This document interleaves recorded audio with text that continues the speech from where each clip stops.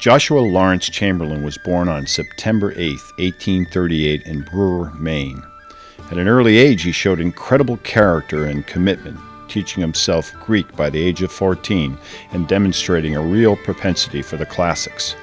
After graduating from Bowdoin College in 1852 and then Bangor Theological Seminary in 1855, he went on to become fluent in 7 languages, eventually returning to Bowdoin as a professor. Yet as Chamberlain settled in at Bowdoin, trouble was soon to follow. After the election of Abraham Lincoln in 1860, it was clear that the nation's wounds were not easily bound. Slavery was literally tearing the nation apart. Northern abolitionists were clearly in no mood to accept the expansion of this horrific and culturally debilitating institution.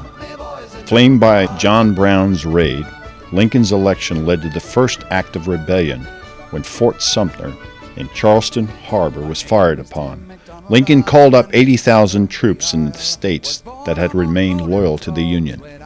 Throughout the northern states, the call to arms was sent out. Literally thousands volunteered to serve the Union. From farms in rural upstate New York to the big cities of the Northeast, the call was answered by men of all ages, ethnicities, and occupations. The raw recruits quickly adjusted to camp life. Training was often rushed and rudimentary, as there were few veteran officers and NCOs to lead these men in the early months. Soldiers were paid a meager wage and were forced to assume roles that they were not all that familiar with, nor inclined to pursue in civilian life. Some officers, like George Armstrong Custer, enthusiastically embraced the conflict as a way of advancing their careers through glorious deeds on the battlefield. Others dedicated their lives to helping the sick and injured, as new weaponry unleashed challenges that had never before been witnessed on the battlefield. The first 2 years of the war led to endless carnage. Casualty rates were severe on both sides, and the initial battles in Virginia included devastating defeats for the North. Names like Manassas or Bull Run, Fredericksburg, and Chancellorsville led some Northerners to conclude that the carnage was simply not worth it. Heroic civilians like Sarah Barton, who founded the American Red Cross, proved to be adept innovators in a time when 19th century medical practices were severely inept in dealing with the countless maimed and wounded. Heroic deeds were in no short supply as America witnessed a war where age was no barrier. Men and women from both North and South were locked into one of the most tragic conflicts in American history. Yet Colonel Joshua Chamberlain, having witnessed firsthand the ravages of war at Fredericksburg, continued to mature as a military officer of the highest caliber, applying the discipline that he had learned in academia to the battlefield.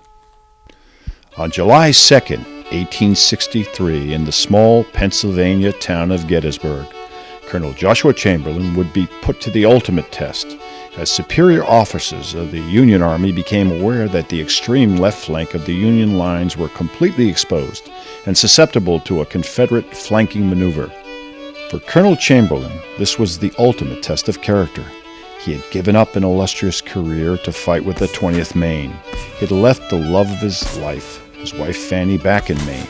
He now faced the possibility of paying the ultimate sacrifice for his beliefs, that is, preserving the Union and the eradication of slavery. Ordered by Colonel Strong Vincent to take the men of the 20th Maine to the extreme left of the Union line and hold at all costs, Chamberlain quickly mustered his officers and formulated a plan to defend this ground from the enemy. Never setting out to be a hero, fate was about to bestow that designation upon him. That fateful day on July 2nd in 1863 helped to stem the tide of rebel victories, as Gettysburg has taken its place in history as the high-water mark of the Confederacy. Clearly, this was the turning point of the Civil War. In November of 1863, President Lincoln returned to the scene of the battle to give one of the greatest speeches in American history, the Gettysburg Address. For his valor and leadership, Joshua Chamberlain was awarded the Congressional Medal of Honor. He later went on to serve as the president of the school where he had once taught, Bowdoin College. A lifetime proponent of the cause of Civil War veterans and the GAR, Joshua Chamberlain continued his support even after being elected governor of Maine. Colonel Chamberlain was further immortalized in Jeff Sherr's Pulitzer Prize-winning novel, Killer Angels.